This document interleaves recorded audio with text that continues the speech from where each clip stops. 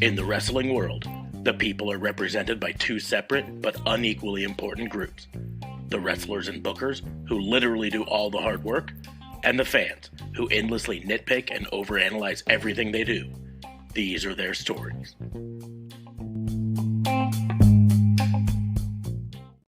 Hey!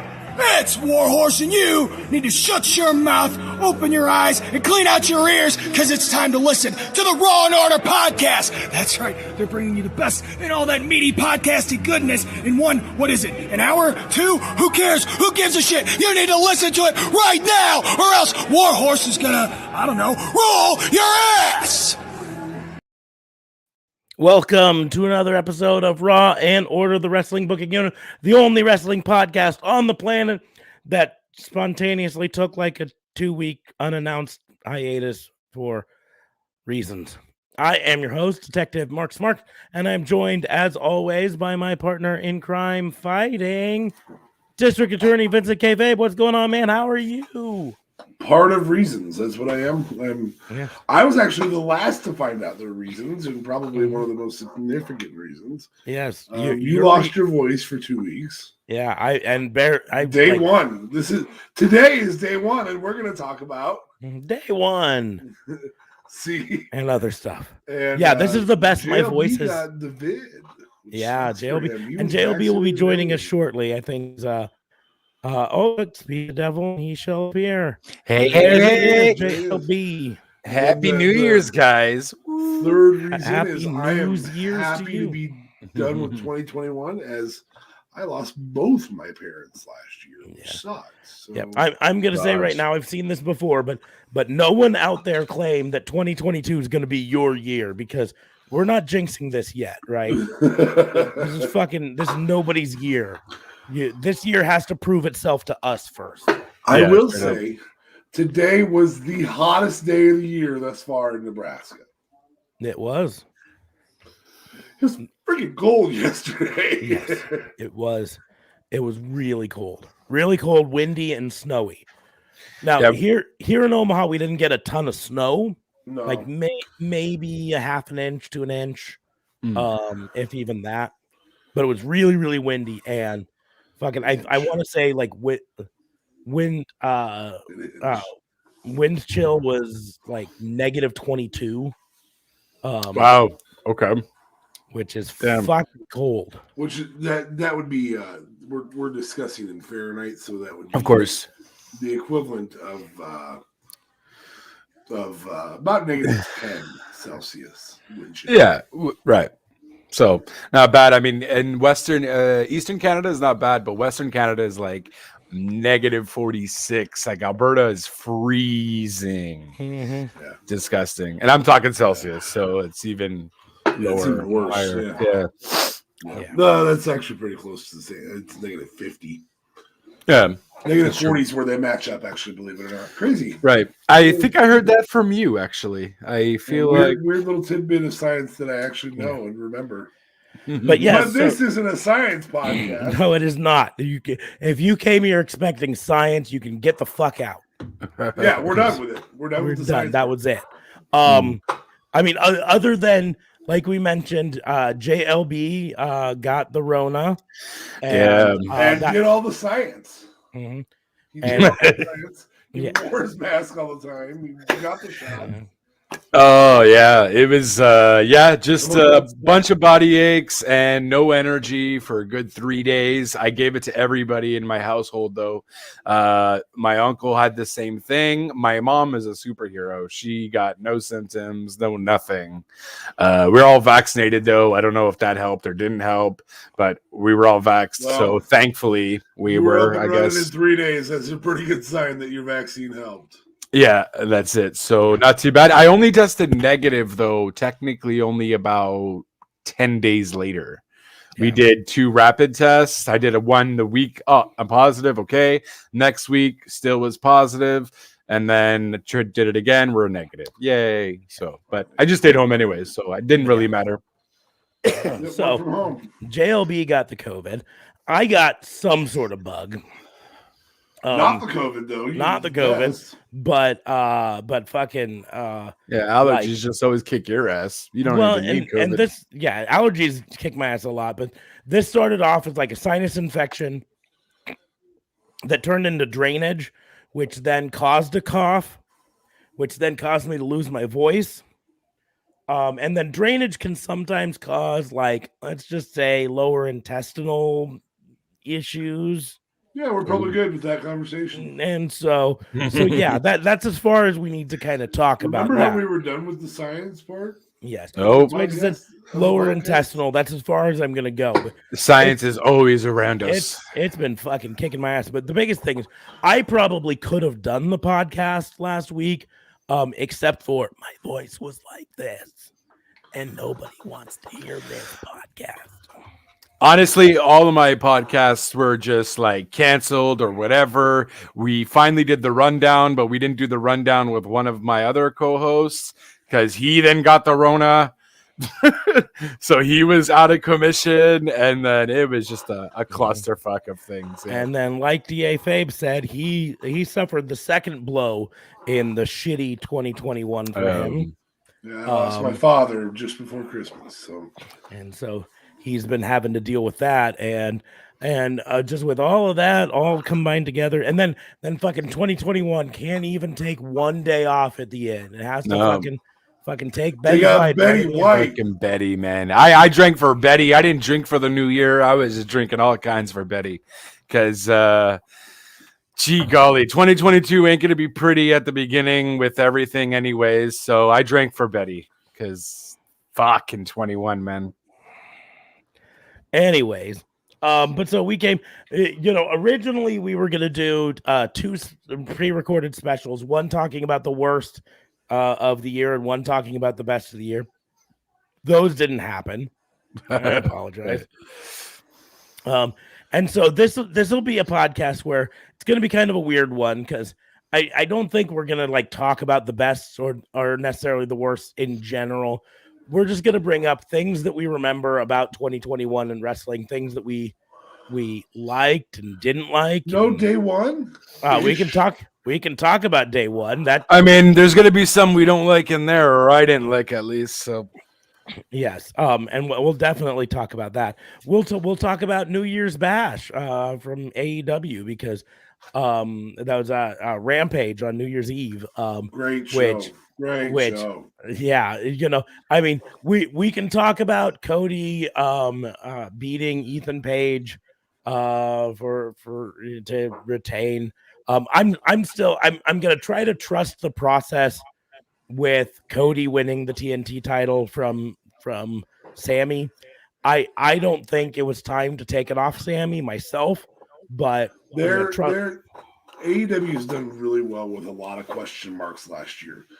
This might be a little bit of a questionable decision. Really, it turns out to be okay. The only AEW significant low point of the year was fireworks.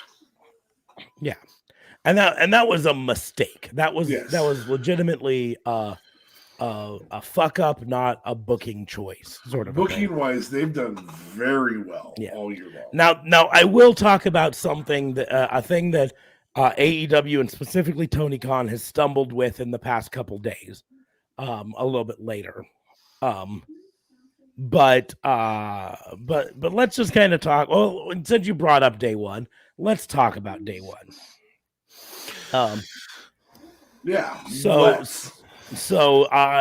Mentioning people who got the Rona, the big dog got the Rona and had to miss day one, so he was not there to defend the Universal title against Brock Lesnar, which left Brock Lesnar up in the air, and he's like, well, you're fucking paying me to be here, so put me in a match.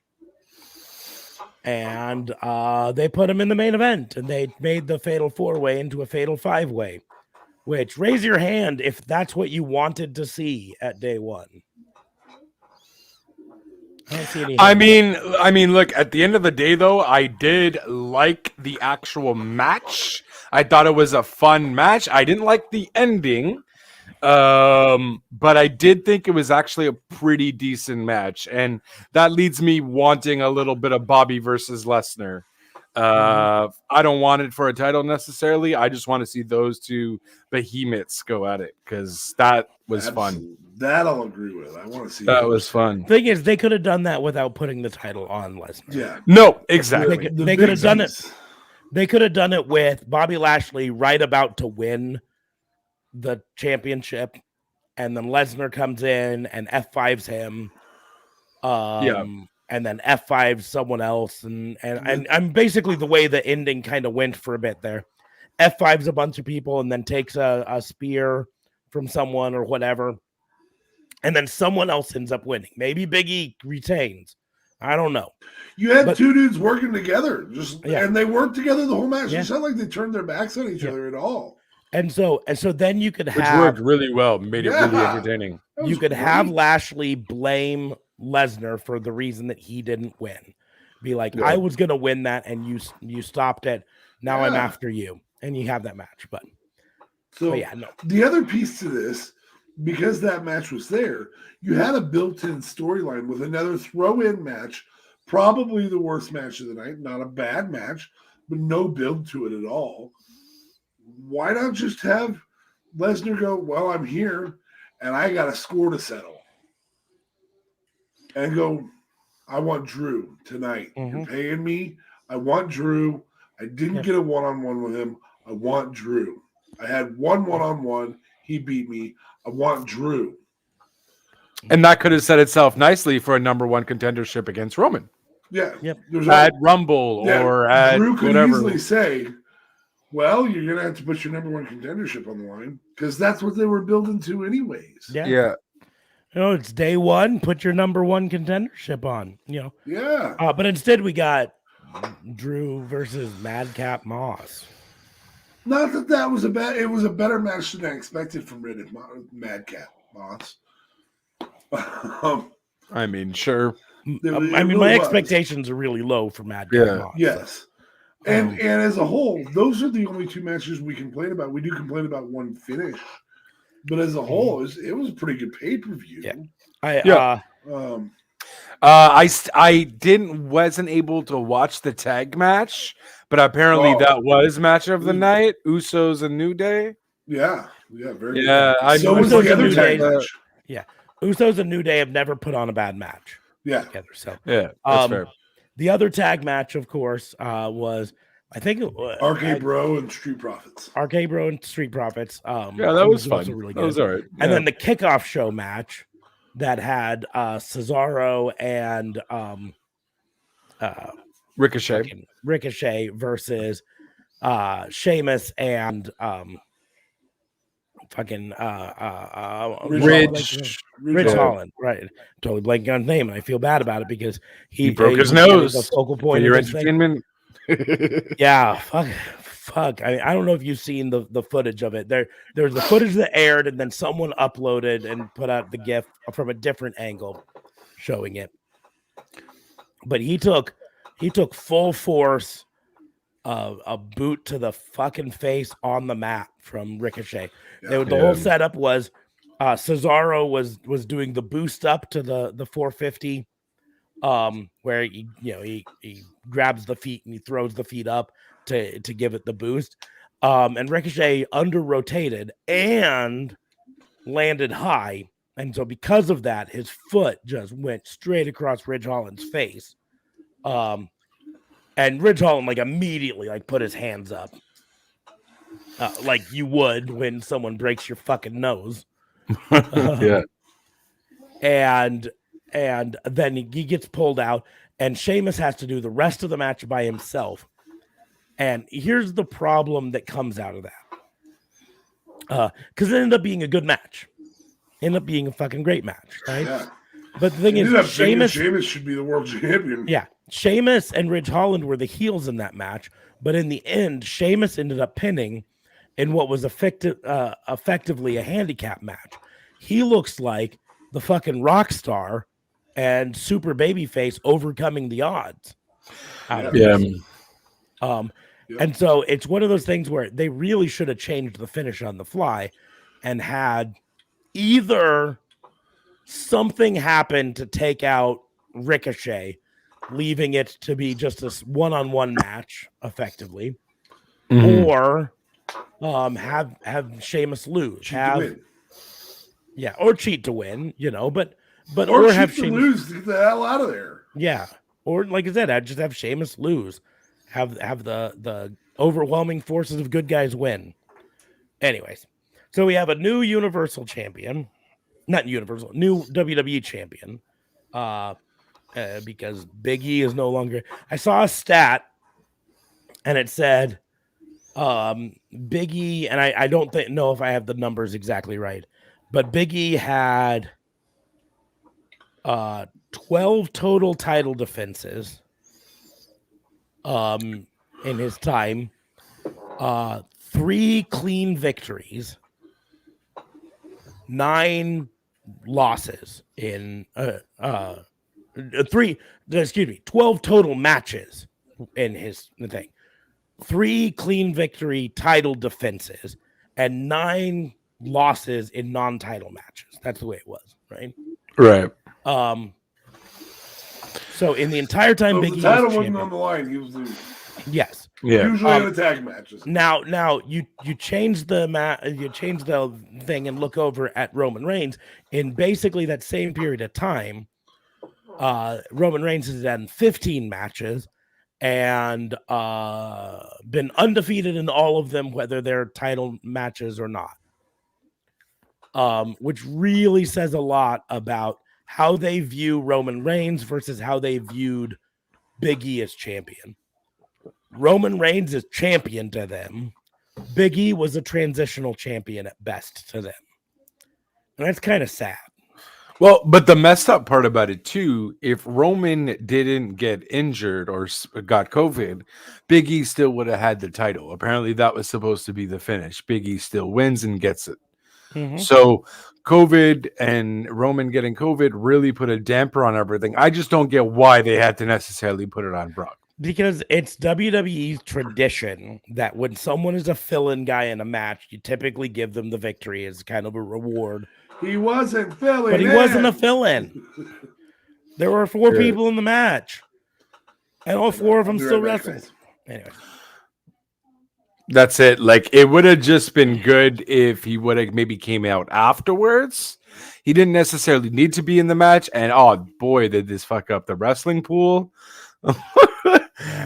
I was at work. I was working. I got a phone call. And then I was doing the whole work stuff.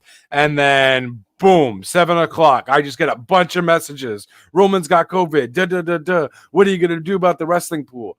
I was like, what the hell, man? And then I'm like, okay, tried to do something. Oh, Jesus, what a clusterfuck. But, I mean, I just don't see why they had to make Brock win, whether he was filling in or not. He doesn't need it. You know, why not have Usos then just come in and randomly beat up on Brock and then make him injured and thus still continue that? Like, what are you going to do now? Are you not going to have Brock and Roman? There's 1,000 storylines they could have told with it, and they went with this one. And he beat Big E on top of it.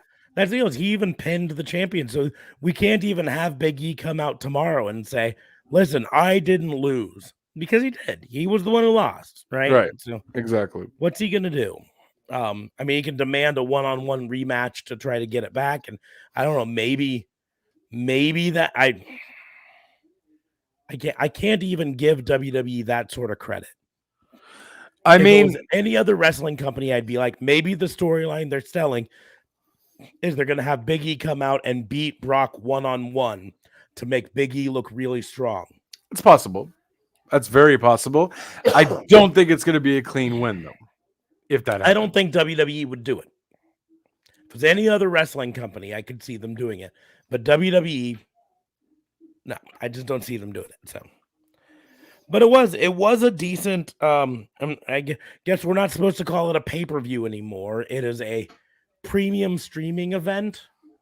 Why? Who said this? No, they were like all over the thing saying that it's not. They didn't specifically say it's not a pay-per-view, but they never referred to it as a pay-per-view. They referred to it as the new the day one WWE's premium streaming event or something like that. Some stupid shit. Oh, okay. I mean, I guess that does make sense. Pay-per-view was just the name for ordering it on the pay-per-view channels. Except it's a description of what you do. You pay to view something. No, but you're paying for the network. Right? Yeah, but you're paying to view it. So it's still a pay to view. You're playing with semantics. Pay-per-view regularly. They're playing with semantics. I'm just bringing it back to that, right? They're the ones who started bringing up this whole semantics shit. Anyways, but no, it was a decent event all in all. I don't like the ending to that. Yeah. There was a moment that I thought we were going to have a decent ending. I mentioned it earlier when Brock came in and hit a bunch of F5s, and then Lashley hit Brock with the spear. Yeah. And I was like, oh, snap. I can't remember. Someone hit Brock with something right after it. I can't remember exactly. Well, Lashley then went for the pin. Wasn't able. Someone then I think came in, if I'm not mistaken. I don't remember who. It was probably Big E. Yeah. But I thought they were going to tell this story where Brock is a monster, but he just wasn't able to overcome the odds of the number of people against him. Right. But nope. Instead, they told the story that Brock gets the belt. That's the story. Yeah, really weird. I don't know. I think I picked Lesnar as part of the pool just because they give everything to Lesnar, man. It's just always Lesnar. From when he started, he always got his freaking way. And I get it. He sells and whatever. And the guy can just take his ball and go home whenever he wants. He doesn't need the WWE. I don't think this is Lesnar's way. I think this is how they book him. He'd have gone there and lost. He'd have been happy to lose. He lost to Drew before. He's lost to the problem is we've talked about it before. Lesnar is fine with losing if you can sell him on the storyline of him losing. But I don't know if you can sell him on the storyline of him coming into a match and then losing for no reason, right? And that's where the problem comes. Two dudes ganging up on him is not no reason. Yeah, but he's built as a beast. It's still not a storyline, right? Unless you build the whole Lashley storyline around it. Unless you build the Lashley storyline. Yeah. And that's what it comes down to is Brock is really good at protecting his own image as the beast. Right. And losing when the storyline makes sense for him to lose. But if he's in his mind a fill-in guy in a match, telling him he's going to lose doesn't make sense storyline wise to him. That's what I think the problem is. But again, this is a problem that they booked themselves into because he didn't need to be in the match. He could have been in a match with, like you said, Drew McIntyre, or fucking someone else. You telling me they couldn't have put a 10-minute match with fucking Finn Balor, Sami Zayn? Yeah, Sami Zayn, who's in a storyline with him right now. Yeah. I mean, right? Sammy would have got his ass kicked, but whatever, Brock here, get paid. We'll make it an entertaining match. Sammy's just gonna, do a whole bunch of stupid shit in the ring to try to get away from you. Why not? You could even have Heyman come out and try to help Brock, and that's a distraction to Sammy, and then he gets pissed at Heyman, and that's it. That a little bit, yeah. So, Brock, I need you. Well, the problem too is maybe Heyman wasn't even there to begin with, right? Possibly. Roman got COVID. Well, he only announced it to us at like 7. I don't know how long the WWE knew it for. Probably a few hours before that. Probably in the morning when he went there for testing. Well, no, WWE doesn't do the testing anymore. He did the testing himself. Reportedly, because WWE reportedly made the decision last week to stop mandatory testing. So they're not testing their wrestlers anymore. Oh, wow. Apparently, the wrestlers backstage were not happy with it. Now, I do have to commend WWE on not having some type of storyline where Roman came out and and attacked them. Right. Like, yeah, turning it into a whole storyline thing. Please don't use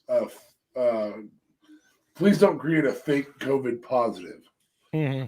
So it must have been legit. Well, and here's the deal is I don't think, I'm trying to choose my words carefully here. I am not entirely convinced that Roman Reigns' announcement was 100% WWE approved. Right.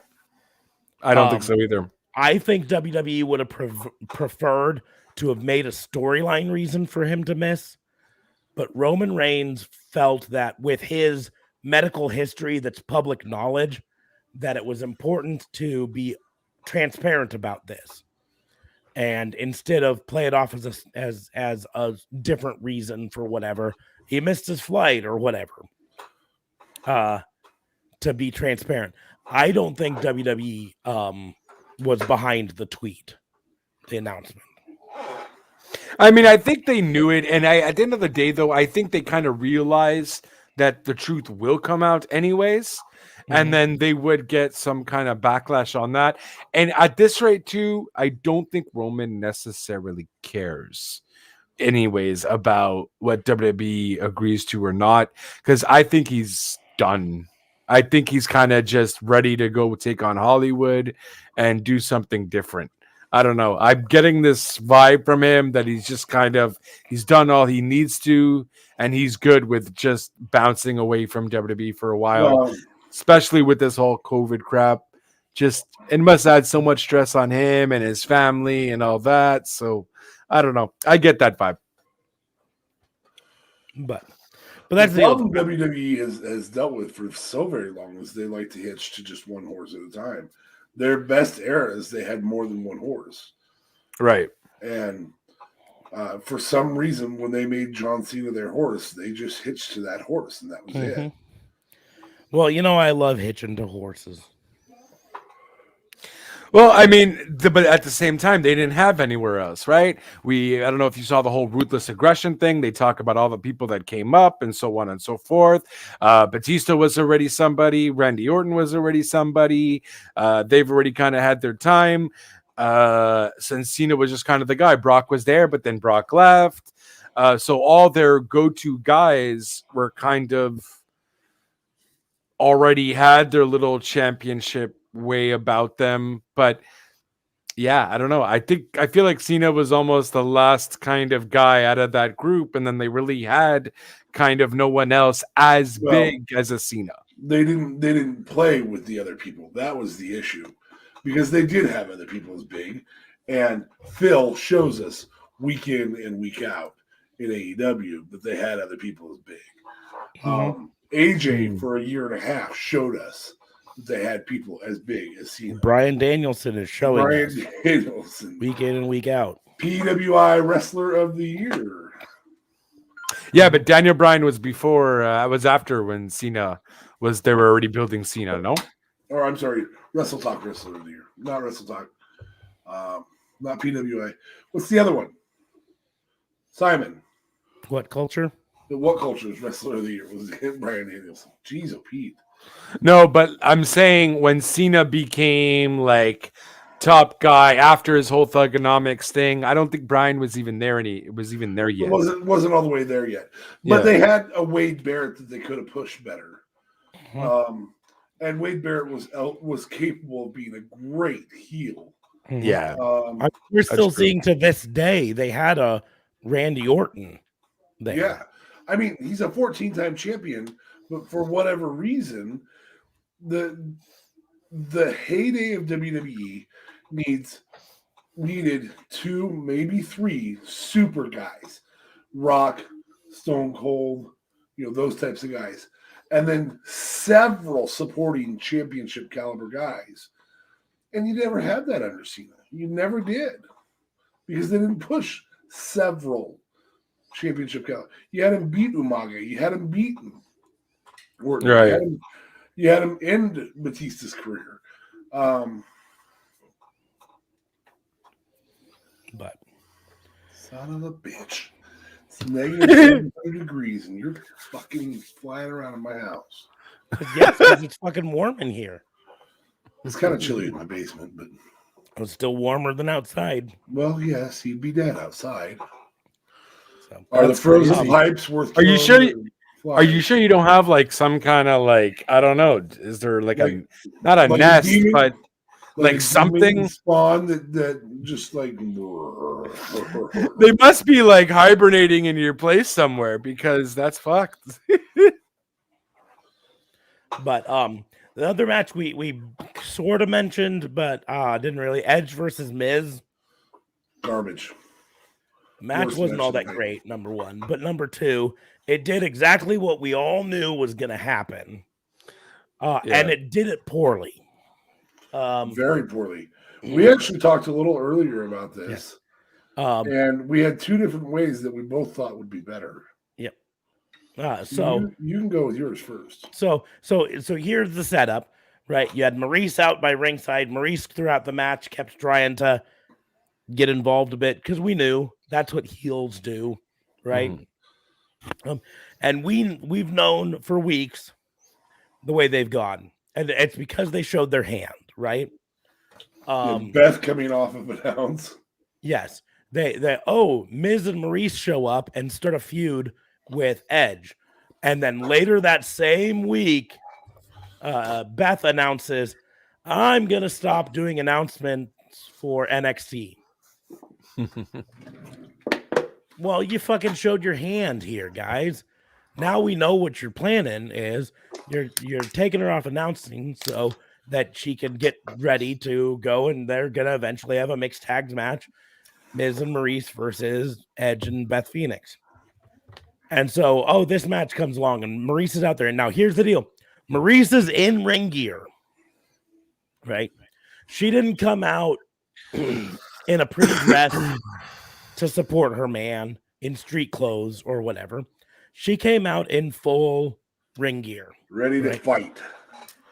And anyone who's watched wrestling for more than a year or two, I mean, I thought she was ready to strip, but I mean, she looked like she almost had nothing on. Well, I mean, for some of these women wrestlers, it's similar look. So she had Liv Morgan's outfit.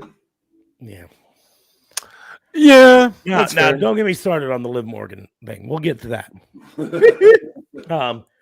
But so anyways, the way it played out, Maurice tries to interfere. The referee is distracted. Maurice hits Edge with her bag, her fucking handbag. And Edge goes to make the pin. Because when you bring a handbag with you. Bring a handbag. And, those little tiny handbags, obviously hurt enough to knock a full-grown man out, right? When it's a Michael Kors bag, you just never know. Just never know. That Louis Vuitton, it hits strong, good sir. If it was a Michael Kors bag filled with a six-pack, maybe. I make puns always intended. Anyways, but then the audience, the crowd is all like, "Oh yeah," and then the camera flips over and there's Beth Phoenix standing at the top of the ramp looking angry for like a minute and a half.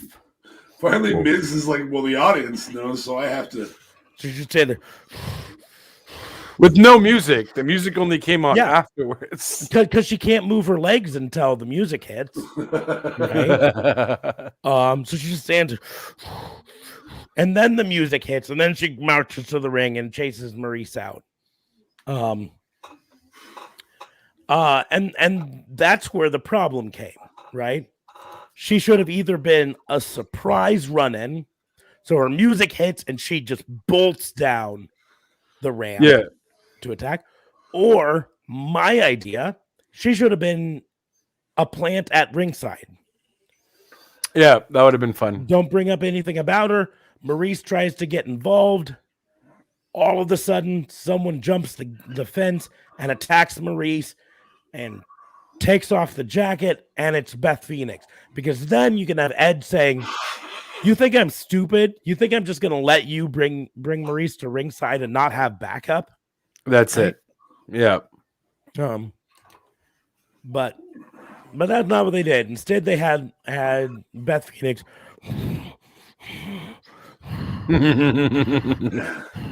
And my thought was, go ahead and have Miz win via a schmoz.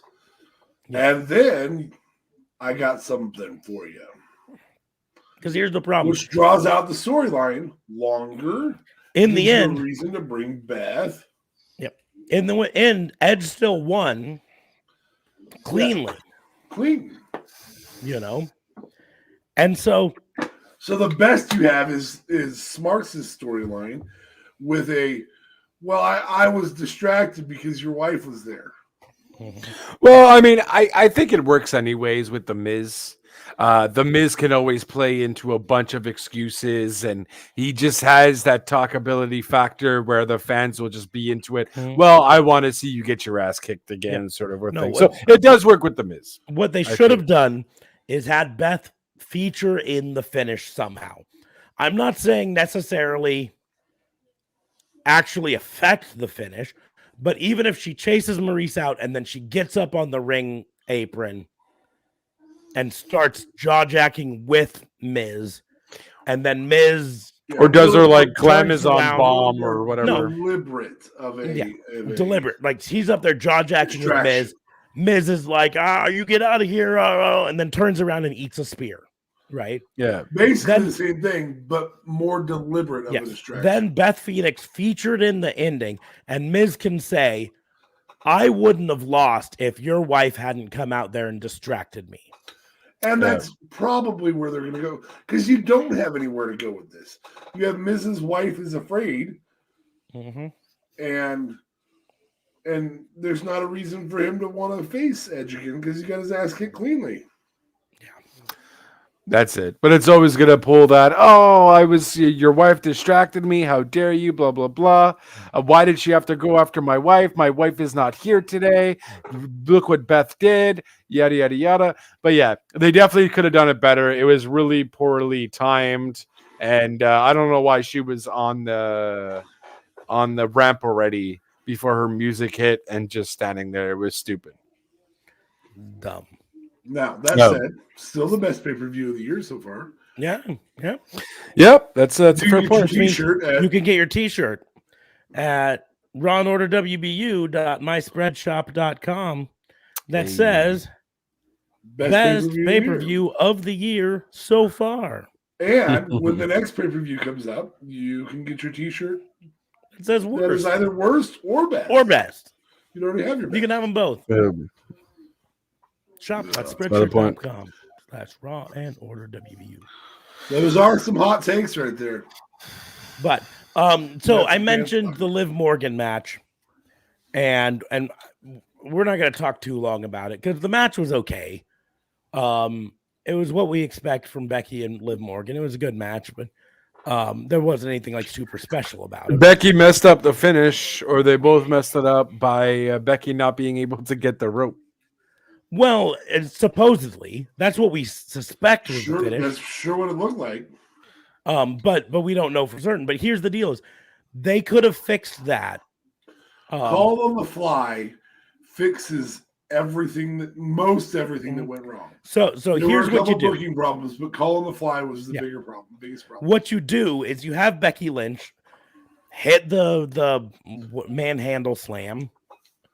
That's what she calls it? That's what she calls it, right? And then go to pin, realize that she can't reach the ropes, kick out. Well, say kick out or pull Liv Morgan up, do the heel thing of I'm cocky. I'm not going to finish your pin. I'm going to pull you up. I'm going to hit you with it again. This time she hits the manhandle slam again, but this time closer to the ropes so that when she makes the pin, now she can get her feet on the ropes to do it. I think kick out plays better. And the reason I think kick out plays better is because then I had a reason to cheat by using the ropes. Possibly. But I mean, considering already they'd told the story that Liv Morgan had kicked out of the manhandle slam once earlier in the show. No. Yeah. So, I better do this twice. Yeah, that makes sense. So, but in the end, it's just like I just firmly think that I think Becky messed up. It could be a mess up. Yeah. Because she has a knack for trying to get the rope already by the 2 or at the end of the 2 count. So I think she legitimately thought that she was close enough. So when she tried to do it by the 2nd count, she's like, "Oh crap, I'm way too far," Which is why you roll off. That's why I say instead of the kick out, because the kick out requires Liv Morgan to do something, but the pulling them up is something that you can do all on your own. Yeah. Here's my hot take to answer Dead Tooth Mersh. Hot take: Liv Morgan should have won that match. Yes, that's the better booking route. The better booking route is 100%. Here's the deal: is I think there's only so many times. Sammy or Seth or KO should have won the World Championship match, and the reason being. That's been built. That's a storyline that's built. But now you still have Big E who wants it. You still have Lashley that wants it. You still have all those guys there. So those are my 2 hot takes. So here's the thing with Liv Morgan. There's only so many times you can tell this story with Liv Morgan before the crowd stops being behind her. And I think I'm already there. Early Becky pop. She's got early Becky, not overall Becky pop, but just when we were starting to get the man. And that's my thing is I think we're getting to the point that this loss to Liv Morgan could cost her all of the pop that she's built up, all of the fan support. She cannot just go out and win the Royal Rumble and then have another. I think that's what's happening. I think that's what's happening. I think she's going to win the Rumble. Honestly, she's not ready. Liv Morgan is not ready, bro. She cannot talk on the mic. Her wrestling is good. It's just not Bianca, Sasha, Becky, Asuka, Charlotte. Asuka doesn't even speak the language you speak, man. It's just not at that level yet. I feel she's still green for some reason. I disagree. I think she's 100% ready. She's ready. I think she can be the sheepish, quiet girl who won the title. Now they have messed up by trying to change her character a little too much, changing her ring gear, changing her character, all of this stuff. She had a good look and a good thing with the Riot Girl sort of really look. did. They should have kind of kept her there. She had a good thing going before they ruined it with Lana's lover. But anyway, the real me. The real me is Lana's lover. What the fuck? I mean, wouldn't she want to be Lana's lover? No, Miro is Lana's lover. Oh, yeah. I'm gonna say right now that just in case Miro ever comes across this, right? I'm 100% fine with her being all yours. Just don't kill me. Your wife's beautiful. She's beautiful. Yeah, she's yours. She's gorgeous, right? Also, she's all yours. I know. That storyline should have ended long before there was that slowed down Bobby Lashley. It completely put the halt on Liv Morgan having whatever she had going. Like, that's it. Up. Yeah, that whole lesbian thing was like what, 2 weeks? Promos, and I'm really just Lana's lover. That's why I cut all those promos. What the fuck? Yeah, that honestly, that whole thing was horrid. Worst storyline of 2020. Yep. Worst storyline in decade. Yeah. And kudos to Lashley for coming out of that, hurt businessing it up, and then becoming the beast that he is. Have you seen Lashley? Yeah, that's why. Yeah. Dude's a fucking beast. I mean, I will point out this whole I feel bad that it took me so long to like really put 2 and 2 together.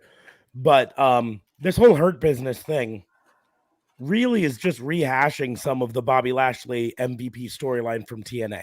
Yeah. Absolutely. Because MVP was his manager in TNA for a long period. Oh, really? It's basically the same fucking storyline. Oh, snap. Okay. And then he turned on him, which would be a horrible move right now. Yeah, right now. They kind of hinted at it a bit ago, but I don't think it's a great play. MVP could be, I'm managing you, and I'm not as good as you, and I can admit that.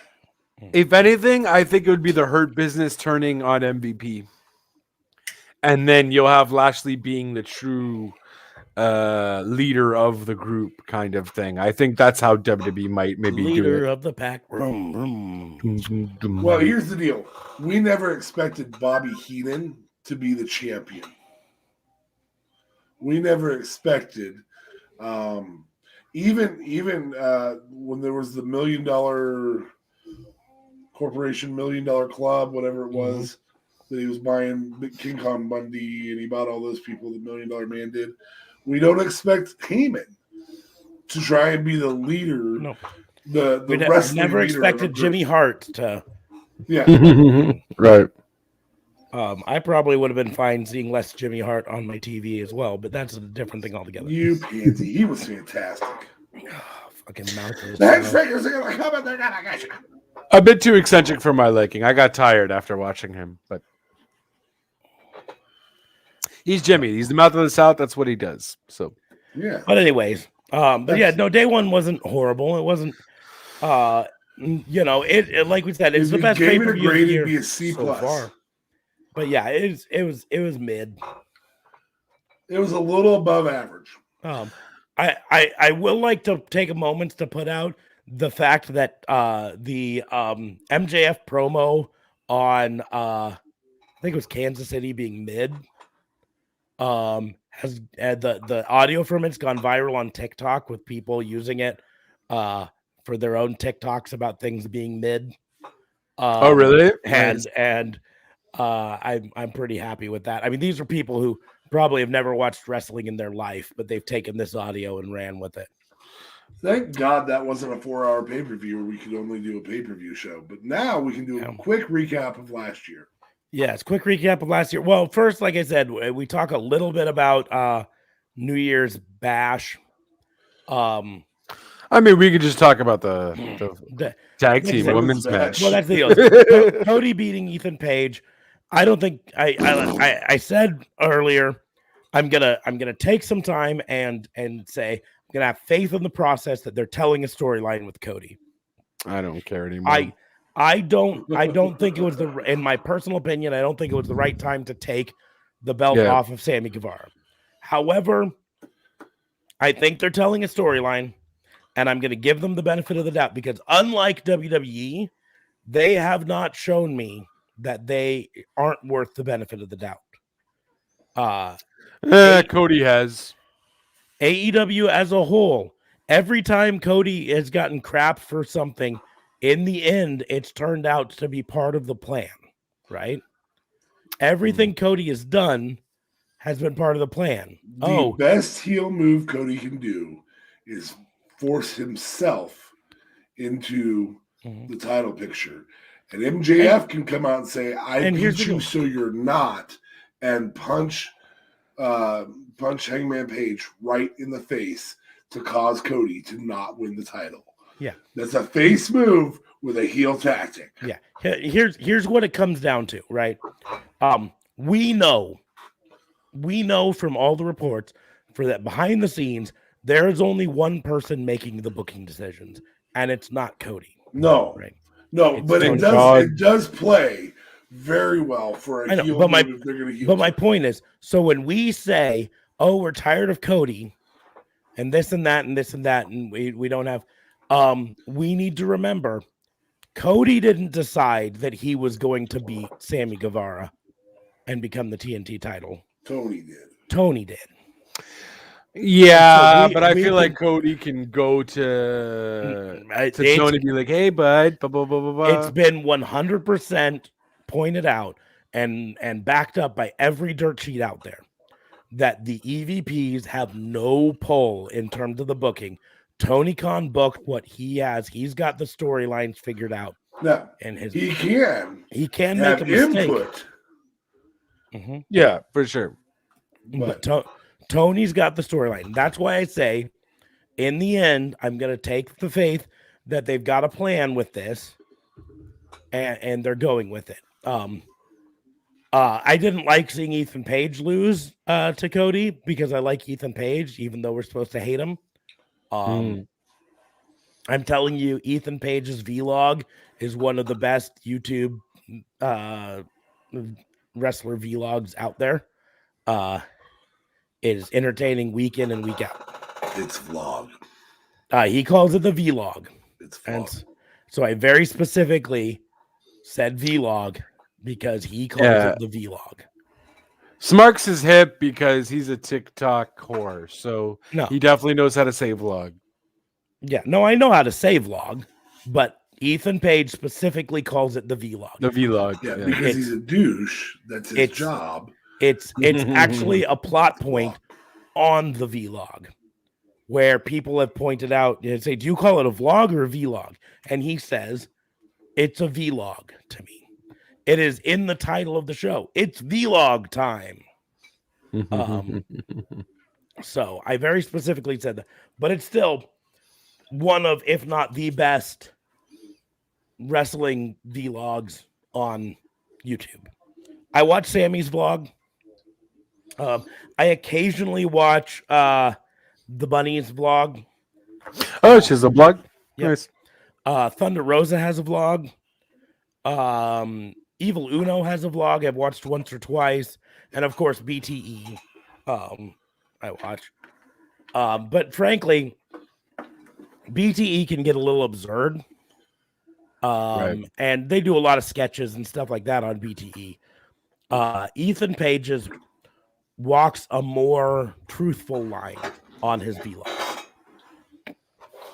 It is really more, it is less kayfabe and more just showing his life backstage. You got a problem with my middle name and last name? Yes, I do. Because he doesn't use it. Yeah. Anyways, he also has the tightest tits in the game. Anna J. Good job. Going over, girl. Going over. That was that, and so the other match of the night was what was the other one before the kickoff match? What were the three matches on the night? Thick. Here. Let's look it up.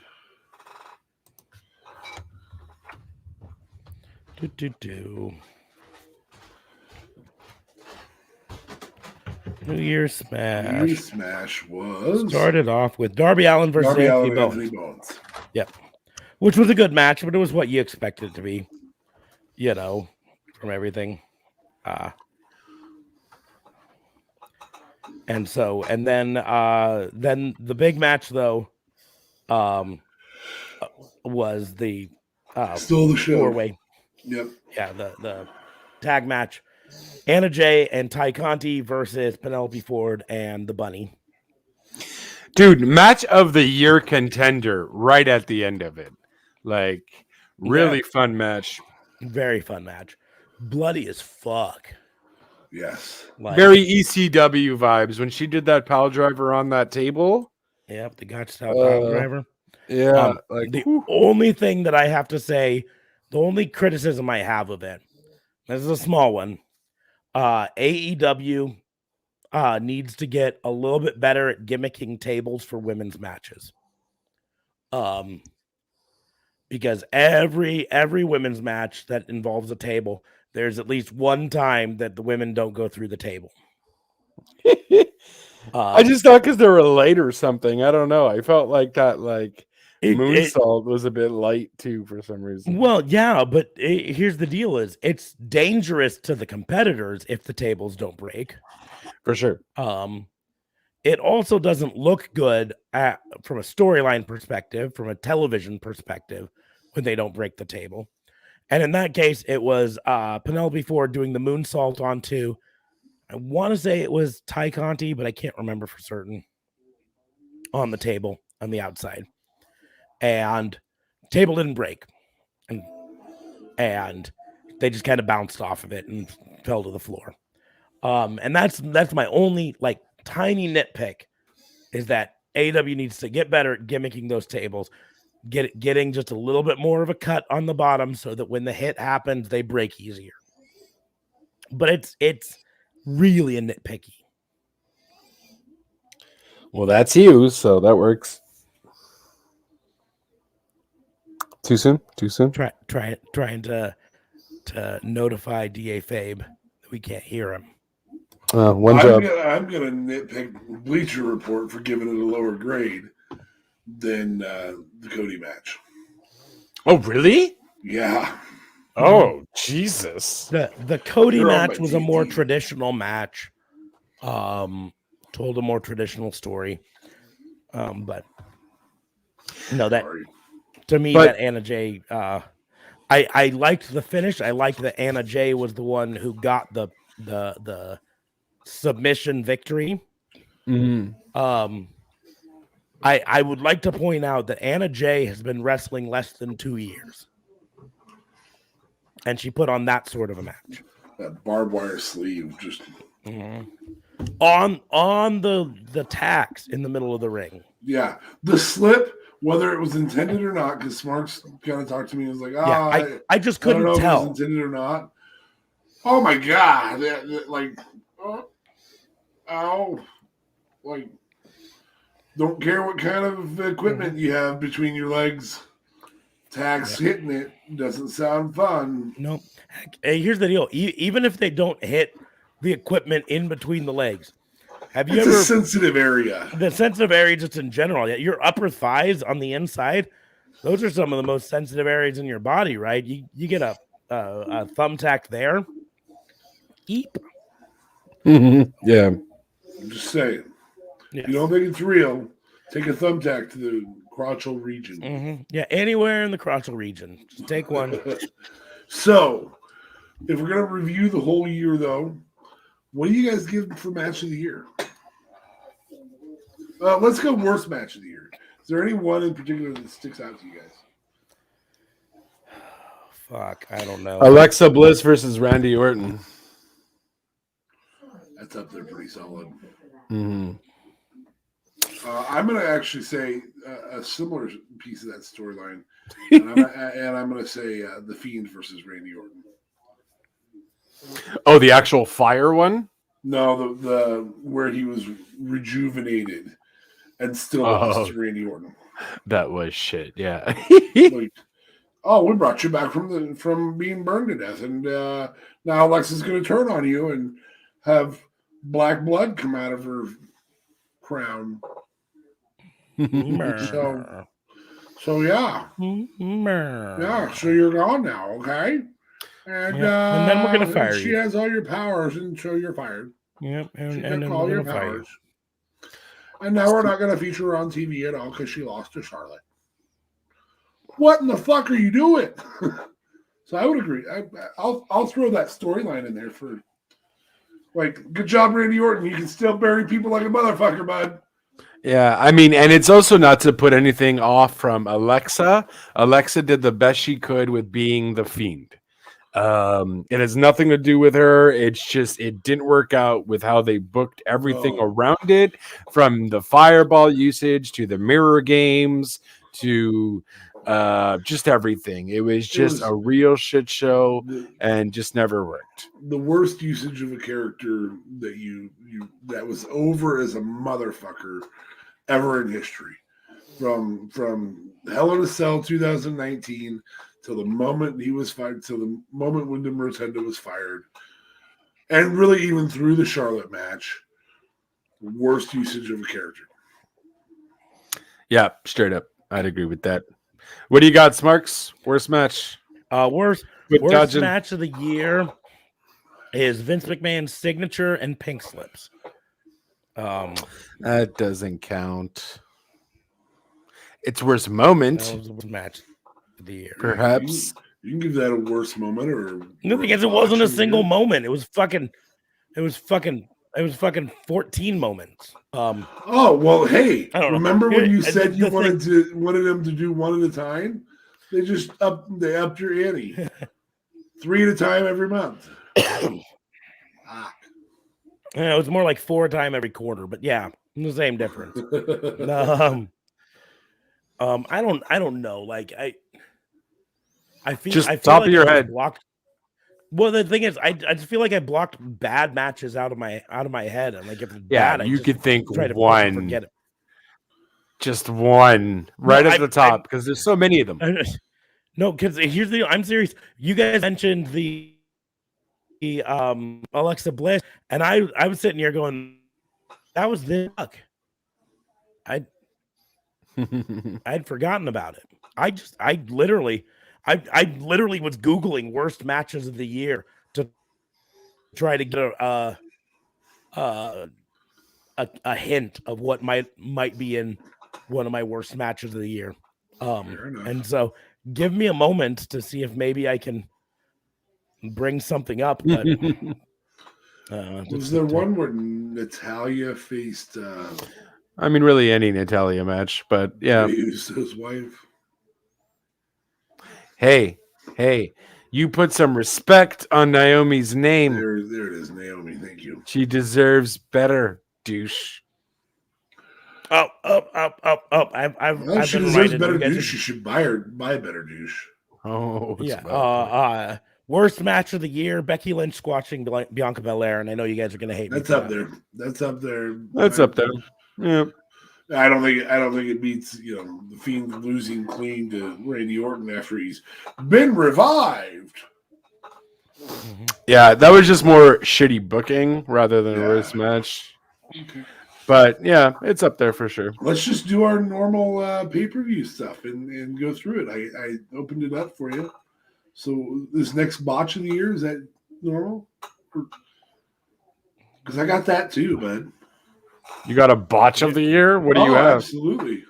Sammy Guevara, Matt Hardy. Oh, that's this year? Damn. Okay. I think that was 2021. Here, let's look. Don't think that was 2021 because this was 2020. Because it was before crowds. It was before crowds. It was at the Superdome, not the Superdome, but the thing. So that was 2020, I believe.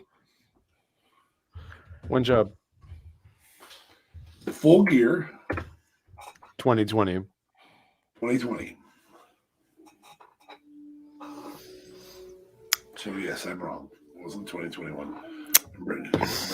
Botch of the year. Fabe messing up his wrestling. Whatever. Whatever. Yeah, I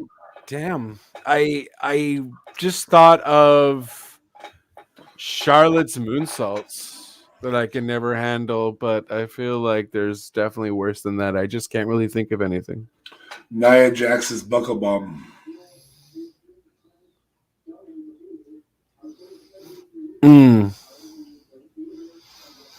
I mean, has she injured anyone this year? Because that would certainly be botches of the year for sure.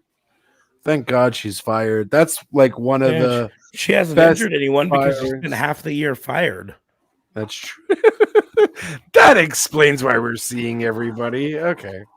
Oh, King of the Ring tournament, specifically the women's, but they both sucked. But women's King of the Ring tournament, complete botch of an legendary thing that they usually would do. It was just a complete shit show all the way right until maybe the last match.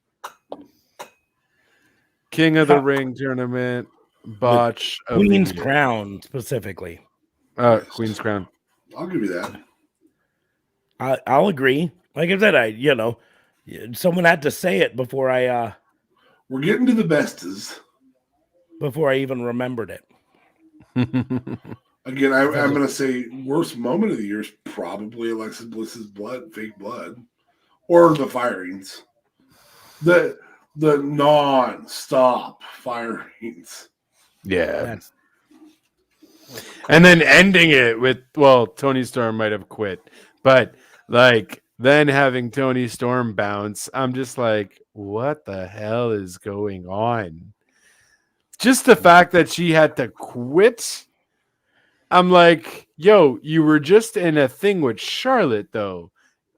Clearly you saw it wasn't going to go anywhere, which granted, kudos to you for realizing it.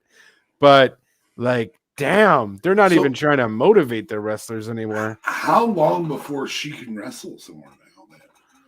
Probably still 90 days. 90 day, yeah. Still 90 days? Because she got pulled up to the main roster, so it's a 90 day. She didn't spend any time in. Quit. I didn't know if she, that's different in her contract. No, it's the same. But here's the thing that it comes down to. This is what I hope that people in WWE realize that this has opened a out clause that they can use if they really want out. And it simply comes down to this, right? So the reports have it that WWE felt that they couldn't force Toni Storm back onto the tour because of all of the cuts that they've made over the years, citing budget concerns, that they couldn't make the argument that, oh, but we need to keep her. You know what I mean? Because they hadn't built her enough. Because we haven't built her. She isn't a star. Like Roman Reigns, they can say that's financially detrimental. They'd say financially detrimental. We're going to keep him around. But Toni Storm. So this means that any of those mid-card or lower wrestlers in WWE who are unhappy with their spot, this is a chance. This is your moment. You now have an out. And that is you can quit, right? You don't have to request your release anymore, right? I mean, you still technically do, right? But you're fucking Angel Garza, right? Oh God. And you're unhappy with your position in WWE, right? Los Tortillos or whatever the hell their tag team name is. You can fucking just bounce, and they will have very little choice but to just cut you because they can't make the argument anymore with their budget cuts reason. So now that being said, you also have to be prepared that you're burning a bridge doing this, right? Toni Storm will probably never be hired by WWE again. I'd say probably never. If she becomes the biggest star in professional wrestling, women's professional wrestling, and then comes to WWE, they'd hire her, right? Right. But she's really burned a bridge, made it really hard, right? She also has put it where some companies, like an AEW, might think twice before hiring her because of the way she exited WWE. What about the podcast thing? Was that before or after she quit? Podcast thing? She had said something on a podcast where she was like, I don't know if it was a podcast or on WWE's The Bump or something, where she was like, where am I going? I think it was before, but do you recall where that was? Was that a WWE programming thing? I can't remember exactly what it was. Okay. Yeah, I'm sorry, I can't either. What are we on to now? Toni Storm. Just Toni Storm. Do you remember her podcast that she was on where she was talking about she wasn't comfortable with where she was? Do you know what I'm talking about at all? It was right before or after she got fired. She did some kind of podcast. So it was around the time she got fired. Yeah, okay, but you're not okay, because I was just trying to wonder if it was a WWE programming thing or if it was just some dirt sheet podcast. I don't know. So I can't remember what it was. Like I'm pretty sure it was before. Because she went really I don't know where I'm going. What am I doing here? I'm not at my fullest potential. I'm totally paraphrasing, but it was something along those lines. And it was just like, whoa, it just sounds like you're just really not fucking happy at all. No. So, yeah, I mean, if she knew she was going to quit, that's why I was just wondering if it was after or before, but either way, I guess it doesn't matter if she bounced. So, anyway, so what's next on our award show of the year? Well, I mean, like I say, with my voice and everything, I don't want to go for fucking 3 hours on this. And so that's why I wasn't just going down all of the shit from our regular Fuck it, I already started it. I don't have the voice to do it. He doesn't have the voice. Okay, so look, the voice to do it. So storyline best match of the year. Because I think we'll have a lot of potentials for best match of the year. A lot of people aren't going to agree with this. I said it in my previous podcast. I'm still going to stick with it though, because I do believe it was a fire match. Highly underrated and not really looked at, but for me, Cesaro, Seth Rollins, WrestleMania. I thought that match was fuego. And then maybe honorary mention would be the Roman triple threat with Bryan and Edge. Boy, I'll give you a best cinematic match is hands down AJ and Undertaker, and what a great way to. That wasn't this year. Yes, it was. No, it wasn't. You're right. Fuck me. Yeah, bro, you just totally ignored 2021. When you said cinematic, I was like, there really weren't many cinematic matches this year. Or WWE Open. Babe, you're fucked. So, okay. So here's the deal: is I find it interesting. Drew McIntyre beating Brock for the title. Oh wait, no, also 2020. Here's what I find it interesting, JLB, that you shit on WWE a lot, and yet when we said best match of the year, both of the candidates were WWE matches. I'm sorry. Okay, I thought we were doing just WWE. No, AEW. I'm talking as a whole. Best match of the year. Fair enough, because I did both on the other one. So sorry, my bad. AEW for me, MJF, Darby Allin. I don't want to do a Kenny Omega match. I know he's always up there. I know Daniel Bryan's a god, but for me, I could watch the MJF Darby match over and over. Young Bucks, Lucha Bros cage match. That is number one. All out. Yep. That was a fire match. Yeah. That's the one that the consensus from everything I've read put it as match of the year. That is the best match of the year. And I also feel like there's a Lucha FTR there somewhere too, man. The key that you get from Young Bucks and Lucha Bros is they're both spot monkeys. That's it. And my God, it was well written spot monkey. You know, usually you get too many super kicks and too many of this, too many of this, too many of this. Everything was good there. Everything was good. Second on my list is Britt Baker, Thunder Rosa. Mm-hmm. I was gonna say we could have a women's category if you want to, but that one definitely has to be on the list one way or another. I feel like the tag team that just happened might have been better. And that was on the 31st, so it's of the year. You could argue. It's a valid argument. Oh. So, but yeah, no, the Young Bucks versus Lucha Brother is the fan favorite choice for best of the year. Amongst I could almost throw in all a couple things. Will Ospreys, but I'd probably be wrong, and it happened in 2020, and I didn't know it. Yeah. Well, a lot of people like Ospreay versus Shingo Takagi's match from Dontaku. A lot of people like Wrestle Kingdom's Okada versus Ospreay match. So that's the one I was going to go with. Those are definitely on the potential list. But it was clear back in January, so I wasn't sure if it was last year. Yeah. I'm going to throw out some ones that are at least worth talking about. Maybe not best of the year for a lot of people, but Adam Cole versus Kyle O'Reilly from TakeOver 36. That was stellar. That was fire. Later on earlier on, I think in that same night, Walter versus Ilya Dragunov.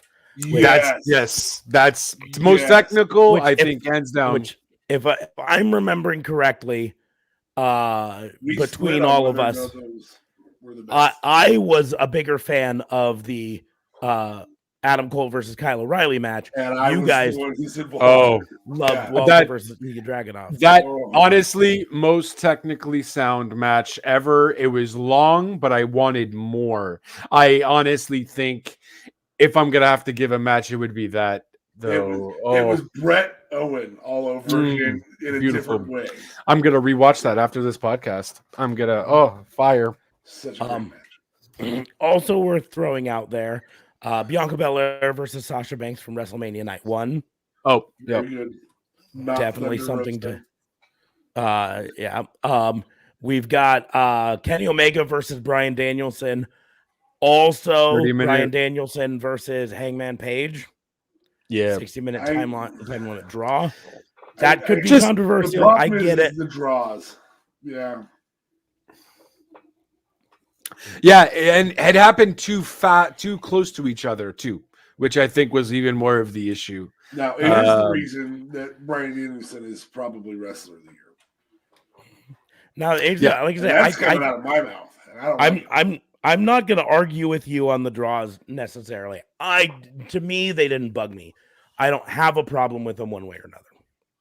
So for me, I was fine, especially with one being a 30-minute draw, the Omega one, and one being a 60-minute draw, the Hangman Page one. I'm fine with it.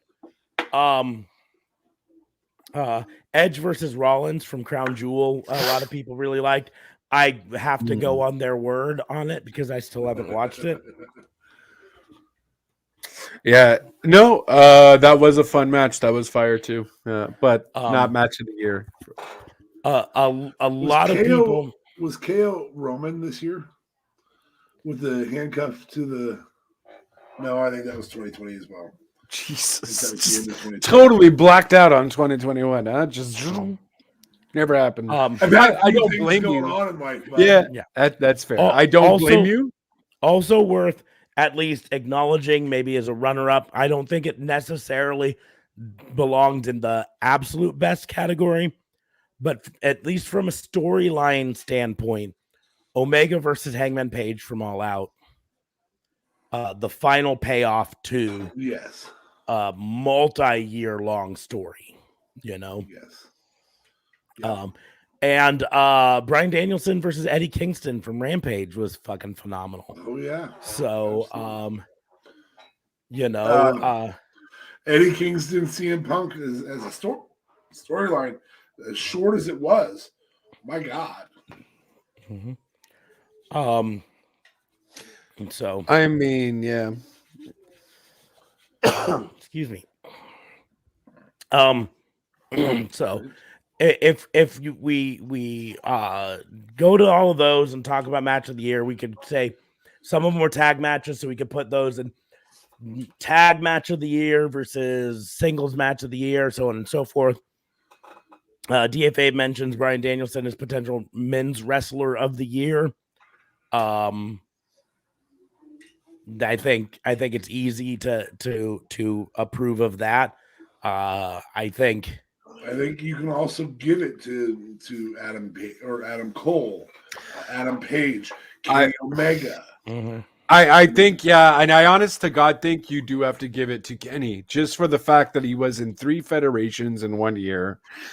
He was champion of all 3, and the man fought for God knows how long with injuries. Definitely, it's so easy to give it to Kenny. Winning over Kenny is a potential match of the year. Mm-hmm. Christian winning over Kenny was great. Yeah, that was a fun match too. So, woman's wrestler of the year. This one's a little tougher, but I've got two choices at the top of my head. For me, there's 3: Thunder Rosa, Ty Conti, and Britt Baker, and I think Britt Baker is the top women's wrestler of the year. Mm-hmm. To me, Britt Baker has carried the division better than any other women's champion on any of the other main brands this year. Right. Yes, this year. Yeah, she did what Becky Lynch did in 2019. Mm-hmm. To be fair, though, is it that hard to carry the AEW women's division? Well, it made it entertaining. And it wasn't before. She did amazing with it. Absolutely. I will point out that we brought up 2 women's matches as potential match of the year candidates, and neither of them were WWE. Both of them were AEW matches. And only one of them featured Britt Baker in it. Yeah.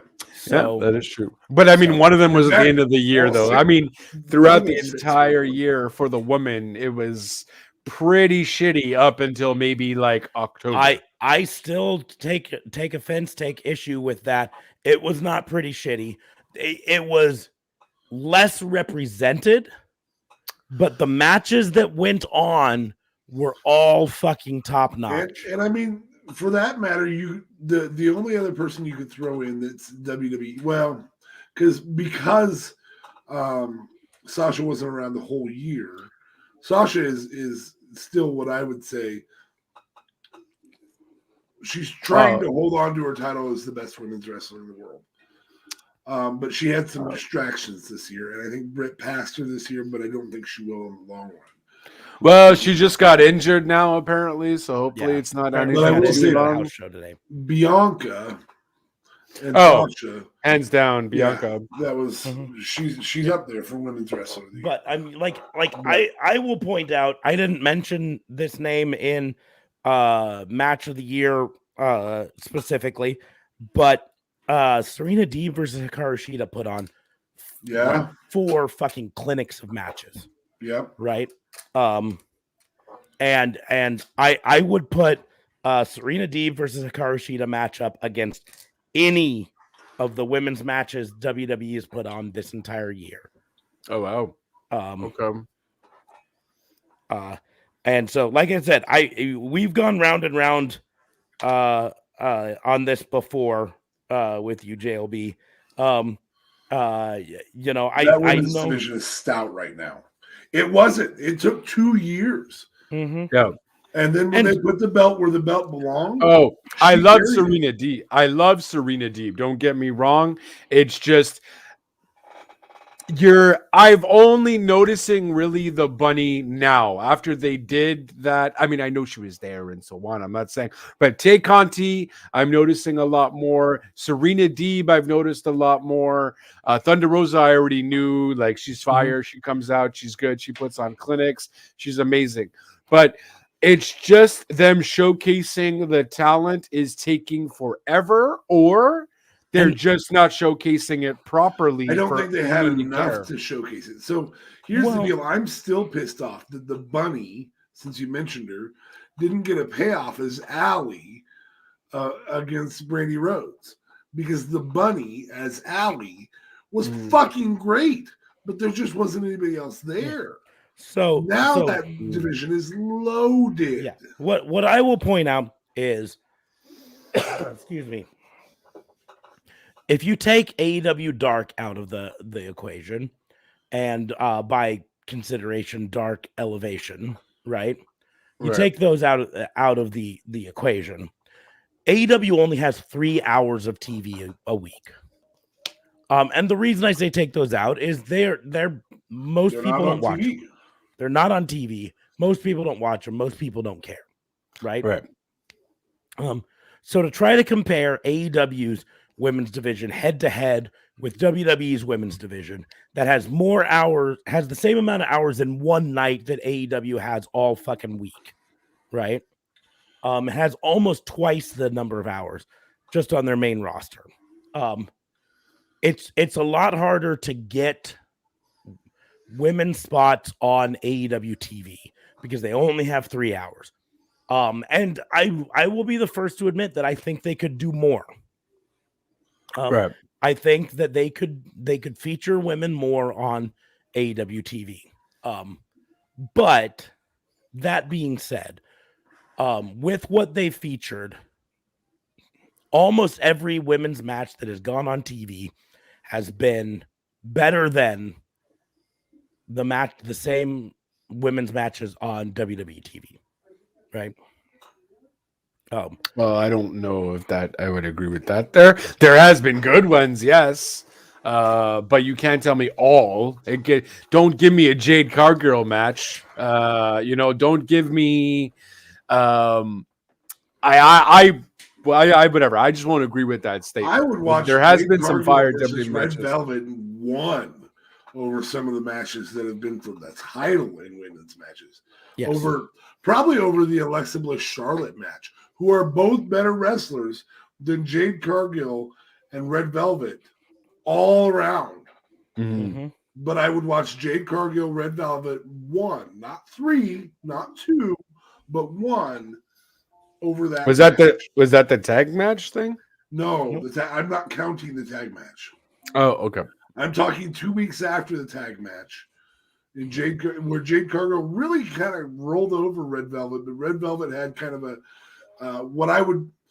a very soft version of the Jeff Hardy "You didn't break me" to the Undertaker. Mm-hmm. She the underdog kept character. fighting. She kept fighting, and it was great. Mm-hmm. And I would take that over Alexa Bliss versus Charlotte. Oh, I'm going to rip a doll's head off, and no payoff to ripping the doll's head off. Right. Whatsoever. That's very valid. Okay, well, this character doesn't exist. There really is no powers here. Yeah. That's the deal. There hasn't even been like a vignette of Alexa Bliss in a hospital room waking up being like, I don't know what happened. Or something. Or just crazy, or her being crazy or something. Or like, and instead I get the Veer is coming sitting vignettes. In the corner crying, holding her broken doll. Worse than Veer is coming. Send Veer. Fucking ripping off AEW Send Hook. Right. Anyways, but that's the deal. Here's again. I'm not saying AEW's women's division is the best in professional wrestling, right? I would say talent-wise, WWE's is still the best. WWE has the talent, but they don't present them well. And AEW still has some hiccups, and that's one of the things I wanted to talk about. So, I don't know if you guys saw the interview with Big Swole, where she talked about why she left AEW. So I didn't see her interview technically, no. Mm-hmm. But I didn't watch the whole interview. I watched the highlights and everything. But her main argument is that she felt that diversity representation in AEW was lacking. And we've joked about it here. And the thing is, I will say entirely that she has a point. And here's the deal. We're three white guys. We don't have the right to talk truly about diversity. Because right. But I mean, we could talk about what we're noticing at a company. But I will also point out we can observe it, yes. Yeah. We can observe. And so but I will also point out, because her whole thing is, look at the men's title picture. Do you see any black people in the men's title picture? No. At the moment, no.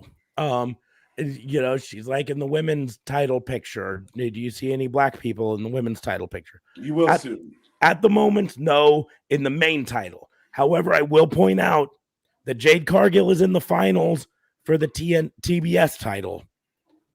And I mean, you had Nyla as champion. You had Nyla as champion in the women's. And she's Thunder Rosa wasn't. But that's the one thing I want to point out. It's really easy for people to get locked in on their own side of something and not open it up to a little bit, because she kept talking about diversity. And what I want to point out is, when you talk about diversity, I think AEW has done fairly well. Roster is very diverse. Yes. They've got Native American. Yep, they got Native American. They've got black. They've got Latina. Let's call it what it is. What that is, a transsexual Native American. Mm-hmm. So let's not reduce that level of the diversity that's involved there. It's multiple layers, right? But they also have Asians from Japan. Yep. They don't have a Chinese one. I don't think they have a Chinese at the moment. I do think they have at least one that's Korean. But I'd have to look on that. They've got multiple different Latinas, like Thunder Rosa. They've got Brazilian. They've got Brazilian and Ty Conti. Yep. She's Brazilian. Nice. Yeah. They had Shanna, who was Portuguese. European. Yep. And so So they in terms of that's why I say what you got to understand is when you say diversity doesn't just mean black people. Diversity means all cultures. I think she's more referring to black people being. That's my point. Is she's getting caught up in black people, and I'm not saying she doesn't have a right to be. I also want to say that, but we need to take a step back when she says diversity and understand that in terms of the women's division, it is very diverse, right? That's in fact, the most diverse division probably in all of professional wrestling. Well, yes. Right now, at the top of the women's division is a white girl in Britt Baker. One of her biggest feuds has been with Thunder Rosa, a Latina, right? And before with Nyla Rose, Native American, and with Ty Conti recently. Yes, Brazilian. Yeah. But let's go over to the men's side. Half of your first men's tag team champions is black in Scorpio Sky. Yep. Right. Scorpio Sky's a tag team. What? He was as part of SCU. Oh yes, and he was there. They were their first tag team champions, right? Their current tag team champions are Latino, right? Their number one, not number one, number two challengers. Their number one is FTR, it's right, guys. But number two Pride and Prejudice is Pride and Powerful, right? Also Latino, right? In this case, Puerto Rican. And so I think that's where we have to take a step back and say, people like to say diversity when they really mean lack of representation in my section, right? And that's what she's really talking about. AEW has a lot of diversity, but arguably not as much representation as they should in the black community specifically. Did she bounce before her complaint was mooted by Jade Cargill? I know she expected herself to be the one who mooted that complaint, I would assume. I think I don't know exactly the timing of her bouncing. I think if what I've read about it wasn't that she got let go or whatever. It was her contract was up and she asked to not renew, and Tony Khan chose to not renew it. Right. I don't agree with Tony Khan's comments. That's what the one thing I was gonna say, and that's what I was working up to is because I think that's where part of the problem comes. Is she said diversity. And diversity means multiculturalism, right? Which is not what she was talking about. What she was talking about specifically was black representation, which there is a point to be argued. AEW needs to work on that. However, how much is available as well? Mm-hmm. How many people? Which also plays into it. But I will also point out that Jay Lethal just recently joined the company and is set to be a title contender. And so I just don't like Jay Lethal. I mean, this isn't about black. I wish that Moose was everybody's world champion. Mm-hmm. Yeah, it's valid. But the problem was Tony Khan responded a little bit too salty. I don't know if you got to read Tony Khan's. I did not. I didn't even know about this interview. So the interview went out. And then, Tony Khan is an Arab American. Well, and that's and that's what he says. Yeah, no, and that's what I'll get to the quote here because I'm pulling it up right now. But so the interview happened, and then of course, soundbite clips of it went out, and tweets went out about it, and whatever. And they don't play the whole thing, obviously. Yeah. And so Fightful Wrestling tweeted out their link to the interview saying, Big Swole explains how lack of diversity and structure led to her leaving AEW. Tony Khan, in a rare misstep for him, He's usually really composed and doesn't tend to get into this. But his response was, excuse me, the top 2 AEW execs are Brown, me and Mega, Jade, Anthony Bowens, Matt Caster, Dante, Nyla, Isaiah, and Mark Quinn all won on TV this month. The TBS title tournament has been very diverse. I let Swole's contract expire as I felt her wrestling wasn't good enough. AEW Rampage Street Fight tonight. And that's why I say it was a misstep. In fact, have to say she wasn't. It was a misstep in that last 2 sentences, right? If he had said in the end, he said, "Listen, we're very diverse. However, I am welcoming a talk about diversity. Swole is welcome to contact me if she would like to discuss diversity more in our company." Something like that would have been. But trying to clap back on it and then trying to attack saying that her wrestling wasn't good enough. Because here's the deal is we watched her wrestling. It was plenty good. She wasn't featured well enough. Was she a title contender? No. She could have been. Is Jade? Yes. Not really. Jade kind of sucks. She was a title contender. She was in a feud with Britt Baker. Yeah, that's true. That's true. Should she hold the title extended amount of time? She disagreed with the bookie. Yeah. So in the end, that's what I was trying to say is I think Tony Khan's response was poorly worded, especially at the end. And it was defensive in a way it shouldn't have been, but it was partially that way because of the use of the word diversity when they really meant black representation. Because that tweet comes off totally different when you say lack of black representation in the main event picture. Because then when you're talking about black representation, he can't talk about himself and Mega, the AEW exec. He can't talk about all of the people winning matches, even though they weren't for main event matches. Because we haven't seen a black men's significant title competitor or champion. Yeah. We've had 4 champions. They've all been white. Mm-hmm. And that's the deal. So that there is definitely a conversation to be had with this.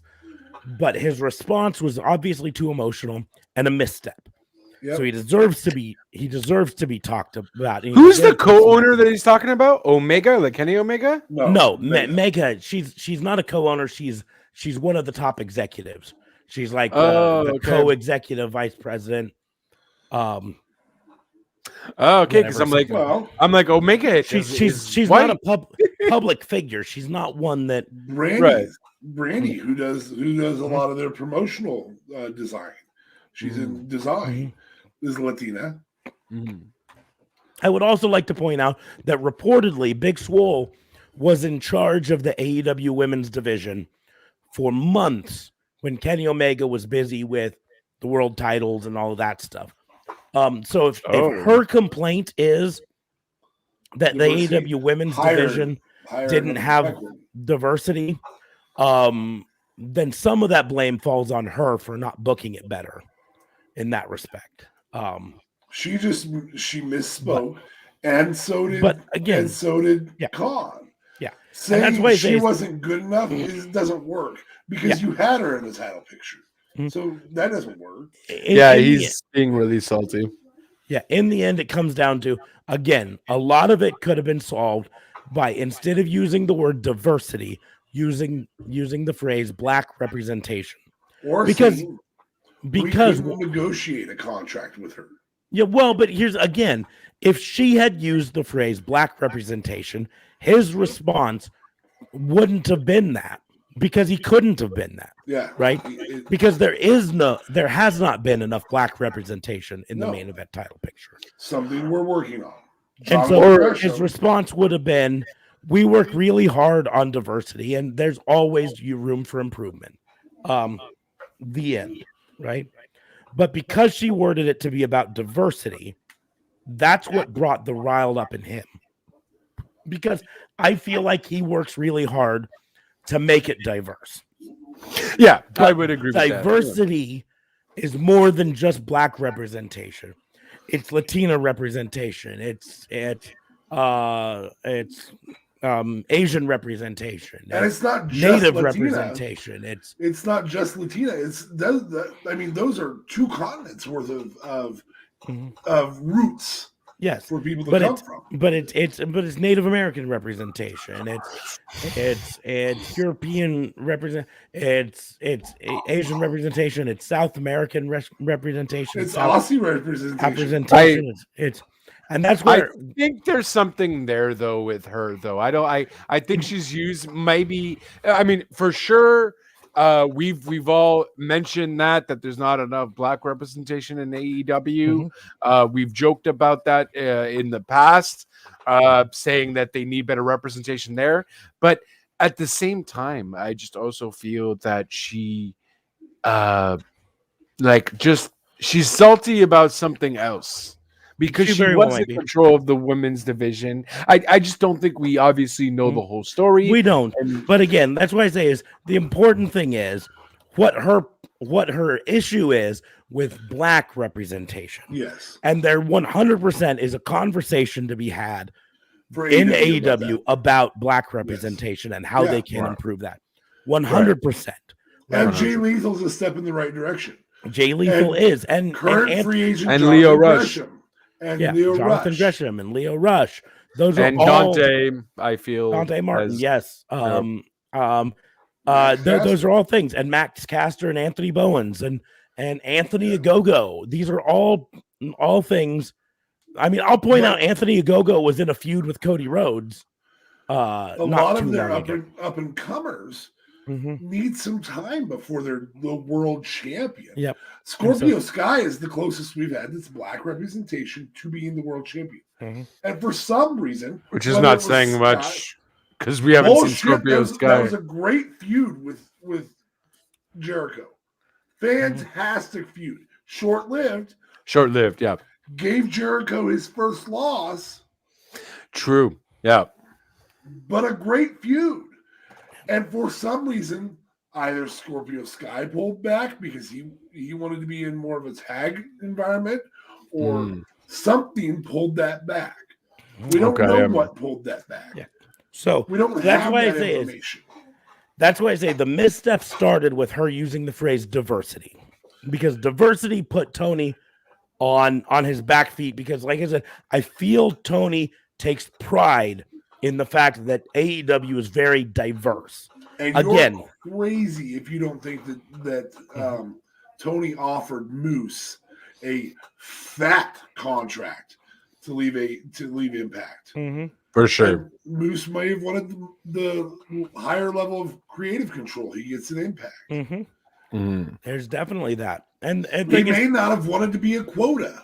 If there's that much talk behind the scenes, which there obviously has been some talk about it, he may not have wanted to be a quota because he is legitimately a badass. Yeah. And again, I'm going to point out that, I don't want to get into whataboutisms, but we do have to point out AEW is less than 3 years old, right? How long did it take NWA to have a black world champion? Well, it was 1989. No, it was 1989 when WCW had a black world champion, but that was not the NWA World Championship. Really? Okay. No. So it didn't count for NWA. The first black world champion NWA had was when NWA was working in conjunction with TNA and Ron the Truth Killings. Oh, wow. Their first NWA black champion. Wow. And that was in the 2000s, right? Well, for WWE, the first 100% black champion would have been, let's see here, Kofi, would have been Mark Henry. In the big gold belt. And for the WWE championship, it was Kofi. And so So yes, I don't, like I said, I don't want to get into whataboutisms because we can't hold AEW to the same levels that other companies have. We have to try to hold them to their own standards. But they're less than 3 years old. They've had 4 total champions, right? They've had some guys having the push. Yes, it is worth. And look, not everybody need some time to build it. That's it. And not everybody is world champion caliber. I don't care if you're white, black, Spanish, or whatever. You're designated into a certain lane just because you're not world title caliber yet. I mean, maybe we will see Hobbs in that world title picture at some point. I don't think I'm going to see him in the next year and a half. Scorpio Sky should be, though. Scorpio Sky. I don't know. I'm not big on Scorpio Sky. So I know you're not. That's why I said it. Thing is, whether you're big on him or not, I think he 100% should be at least involved in a feud with it. Now, the problem is he's a heel right now, so they've got to work him into a heel. He's also in a very active tag team. Well, yes, but they've got to work him into a heel feud with the champion. And so, because again, the other thing you have to play into when it comes to wrestling championships is it is scripted. So the championship has to make sense as well. Right. Right. So, but again, like I said, this is 100% a conversation worth having, and it needs to happen. I think she used the wrong word, which then reframed it to diversity instead of black representation. And that's the real conversation that needs to happen, is black representation and what we can do to improve that. Quite frankly, professional wrestling could use some more Native American representation. I can only think of like 4 off the top of my head ever. It sure could. And there's, if you want to talk about an outgrossed percentage, Polynesian is a significantly higher percentage than any other for WWE. Yeah, I mean, the thing is, when you talk about versus percentage of the population. Yeah. Exactly. So, but anyways, that's what I just wanted to kind of talk about that and say what we need to do as a culture, just in general with this, is make sure to reframe it back to what it needs to be, which is about black representation. Because when we keep it about diversity, it ignores the fact that AEW is already very diverse. Yeah. It is just lacking in representation specifically in that area. Well, and you're talking she even recognized that there is a lot of diversity. She was talking in the title picture. Mm-hmm. Well, unfortunately, that doesn't work in the women's title picture. You had Asian, Native American, transgendered. You had white and white. Yep. So, no, just one. Did Britt take it off of Nyla Rose? No. No, took it off of Hikaru Shida. Okay, so Asian, Native American, transgendered, Asian, white. Mm-hmm. It's actually probably the most accurate representation of world population. Yeah. And in the end, other than Native American, transgendered. Yeah. And so in the end, and you point out again, the finals for the TBS title that will be this week, I believe. Yeah. So this week, this week, on their first TBS show is going to be a black woman versus a Latino woman, right? Yeah. And you can't argue with that diversity. Can't get any more diverse than that. I mean, and frankly, there's a good chance that the winner, I'm willing to put money, is probably going to be Jade Cargill. And he doesn't bet, folks. I don't. And less than a year, that same winner will probably be in the world title picture. In the world title picture. Yep. I mean, she's a year in and impressing enough to be potentially the TBS champion. These squash matches better stop. I swear to God. I It hope won't this happen match in Thunder Rosa. changes. No, that's it. I hope this Thunder Rosa match changes my mind completely with Jade. I cannot stand her with all these squashes. I can't anymore. Feel like they're Too going long. to tell the same story. Well, Thunder Rosa can carry that match. Oh, for sure. And Jade's young and it's early in her career. Yeah. She's coming along very, very well. But I feel like we're going to get the same story told that was told in Jade Cargill, Red Velvet 1, 2, 3. Why did they have 3 matches? She destroyed her 3 times. Oh, Jesus. Who knows? Yeah, they're Braun Strowming her too much. You know, when Braun Strowman She's came in, good, he had though, dude.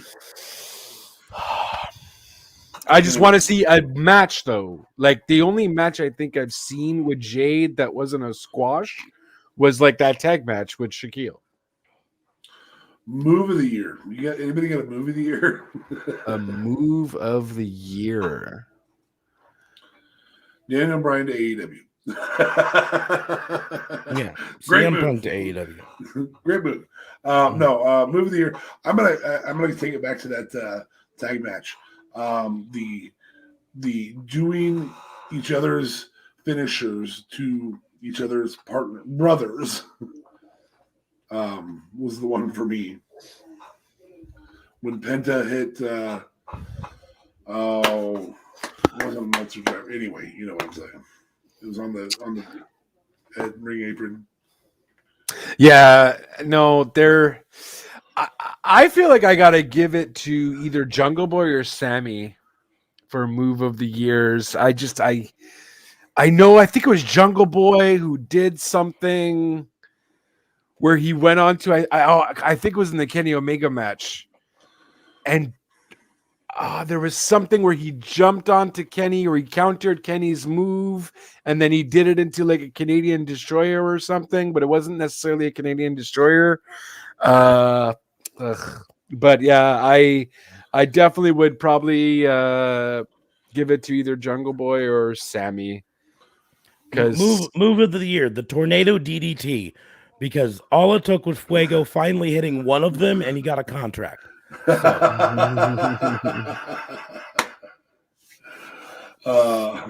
Yeah, I would say up and comer of the year easily could go to Ty Conti. Mm-hmm. After last night or after Friday, I could easily say Anna Jay. I wouldn't have before that, but I could now. Ty Conti, I remember on one of our shows shortly after she debuted on AEW, and I remember saying at that point that I didn't understand what Vince was thinking when he let Ty Conti go. Vince does not like accents. I get that, but she was a little green.